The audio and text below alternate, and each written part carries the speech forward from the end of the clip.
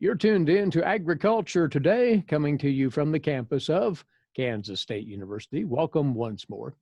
The grain market scene is our first area of interest here with Dan O'Brien standing by, grain market economist, K-State Research and Extension, of course, joining us as always from his office in Colby, Northwest Kansas. Dan, as we look at the trades and particularly the row crop markets here, they seem to be more and more affixed on the weather and given parts of the growing regions. And starting with corn, some of the questions coming up now about whether conditions have been favorable enough for that crop to be close to made by now. Well, the consensus of the market on yesterday's close was that the D's corn was fairly priced at $337, and that's indicative of no great concerns, at least right in front of people that they have to deal with. No great concerns as of yet about any short crop that could come in. Soybeans $891, really pretty similar type of a issue. I would say while we're here, September wheat $452, and there's some things happening internationally to consider on the wheat, along with what's in the U.S.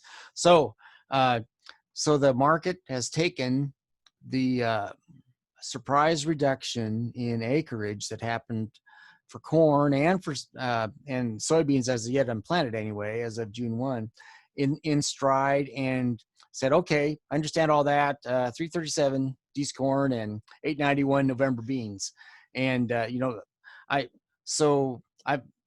makes a person ask the question of, well, is there room for volatility yet? Is this, when in your own area you've gotten some rain, which we have in Kansas, does that mean we now are kind of over worried about the size of crop? Are we just going to sort of move sideways to lower, maybe dramatically lower into harvest? So I think, I know in the materials we put together, Eric, that tried to look at as much weather map information, rainfall accumulation info as possible. And if you go on to that, and I hope people will go on to Ag Manager, pull that up and look at it, you'll see on the 5th page we have key U.S. weather patterns affecting U.S. agriculture. And there's a lot of dry areas now, and there's some spots that have caught moisture.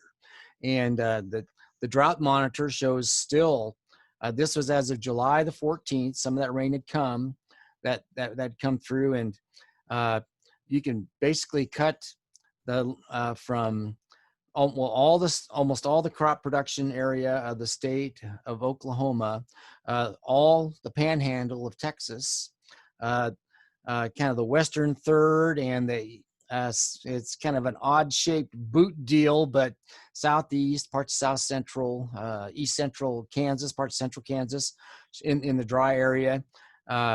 For Nebraska, cut Nebraska, South Dakota, North Dakota in half, and on the west side of that line, you've got quite a bit of dry. On the east side, quite a bit of wet.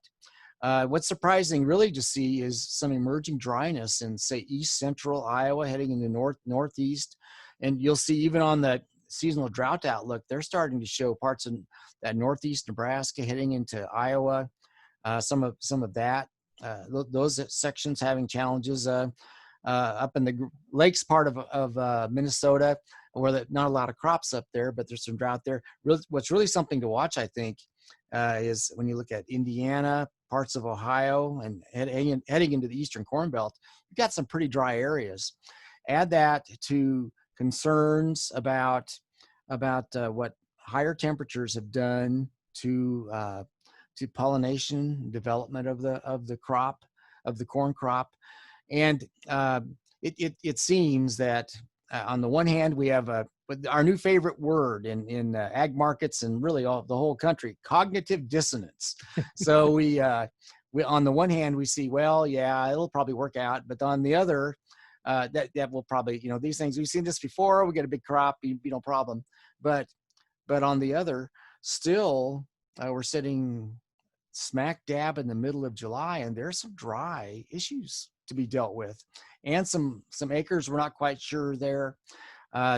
It just, to me, it kind of is going to drive us towards towards answering the question whether we trust the development hybrids that we've had to overcome any of these problems. It'll all be just great, as it's been the last several years in a row, or will we be surprised by hot nighttime temperatures or some other malady coming in and taking us lower?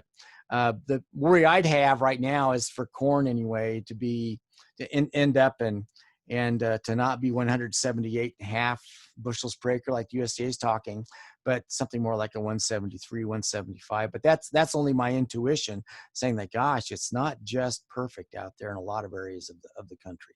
So, and really, soybeans, of course, trail in terms of development. So any issues we'd have with corn, and you would be thoughtfully worried, concerned about in where we are dry, as to where soybeans could be affected. And really, most soybeans that you'd be seeing affected would be in that Iowa, Eastern Corn Belt area, and all that much more, I guess. So North Dakota is a lot of spring wheat, but they've been planting a lot of other crops too for export because of their location. And even up there to be watching as to what's going on. I as a side note, I try to stay involved in ag media and watch get involved in grain discussion groups. And if you talk about crops not being so good in one area, you've got a chorus going back and forth kind of antiphonally about, well, they're wonderful in mine. Oh, they're not so good over here. So I think that's consistent with just the inconsistency of conditions across the country.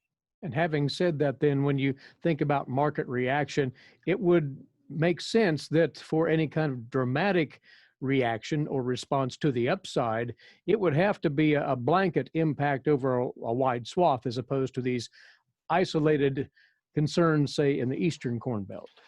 And temperatures turning hot and staying there and just cooking stuff.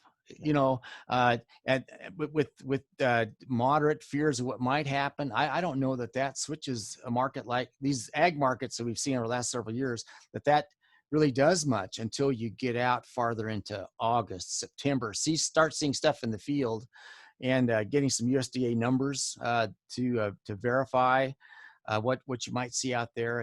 And so it seems right now with the spottiness that we have that absent really hot temperatures coming in and really, really causing problems, it would seem we'd have subdued grain markets until we get verification of some problems that may potentially be there. Now, a favorable note on the soybean side, you bring this to our attention in the weekly notes on the trades. Soybean crush is moving at a brisk pace, which from the usage vantage point is at least a bit of a positive here. Well, yes. If they're crushing soybeans, we're either using it for livestock or we're exporting it, and they get oil out of that. So there's oil uses as well, of course, and as they calculate their crush margins. But regardless, headline is that June crush tops all estimates. This came from NOPA, the National Oilseed Processors Association. It covers about 95% of the crush capacity out there, and record high for that they've ever had for the month of June. Now that's record high, but it's down from the two previous months. But seasonally, record high crush for soybeans, supportive of the markets. And so we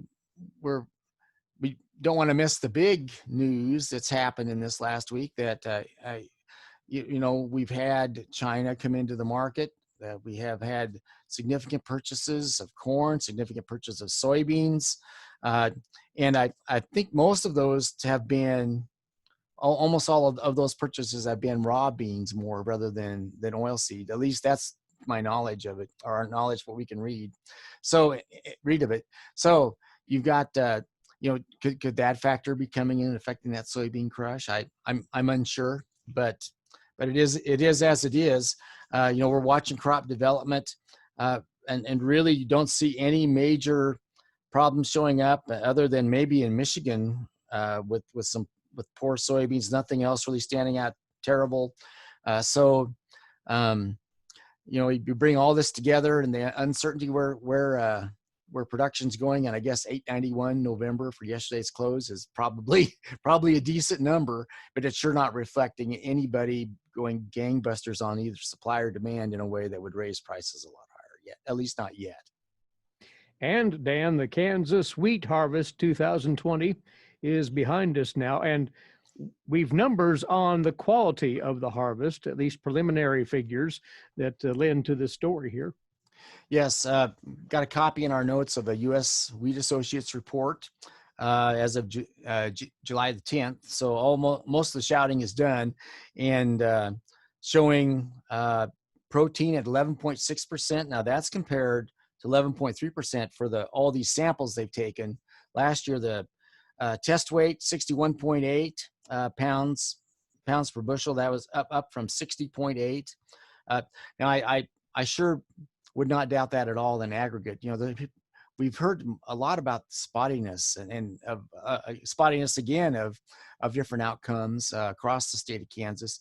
Now here, my office is out in Colby, northwest part of the state, and just talking with farmers, what they're saying, what they're telling their friends is a lot of low test weight, high protein wheat. And that story is echoed out of Colorado, so it's not just isolated. So here we have these numbers showing higher test weight and higher protein, but you would wonder, at least regionally, if we've had some disparity the further the west you went. Again, frost, drought, things like that affecting that, what I think is interesting in that market is how the marketing and merchandising expertise of grain elevator operators comes into play as they handle wheat product of varying quality, and what type of market they aim that for, what they wait for, if they can blend some of that stuff. All those things are in play, and then there's this competitive market situation between the buyers and the sellers, and when wheat comes into play, and you've got corn crops waiting to come, corn or grain, sorghum, soybeans, sunflower, whatever, all not too far down the road. Well, what do you do with the wheat? So that's at play right now in almost all these areas across Kansas. And to quickly follow up with the perpetual question at this time of the year, mid-July, what can producers anticipate in the potential of a post-harvest rally? Well, when the trucks aren't parked outside the elevators, there's the opportunity, if there's movement, if there's some demand pull, to see prices improve. There are weather reports, quite a bit of volatility in the wheat market in the last few days. In fact, we had been down to about 425 or so 2 or 3 weeks ago, jumped up to about 460, 448 and a quarter. And a lot of that on rumors and fact of some weather issues out in Russia, affecting some of the Black Sea region supply possibilities. So I think there's still the possibility that Russia could be affected significantly as an export competitor. And if that happens, then you have the export demand pull coming in and starting to trying to pull grain out of these Kansas and Great Plains elevators. So we shall see. But as I would think that a lot of what we'll see coming up will be export demand driven. And so we're watching the weather reports overseas, just like everybody else now in the wheat market, to see if that's where the demand will come from, and if that will give us a rally of some type in the wheat market. Well, now that the crop is in the bin, we'd welcome a move in that direction. And Dan, as he notes, posts his comments on the grain markets every week on the agmanager.info website for you producers to review, agmanager.info.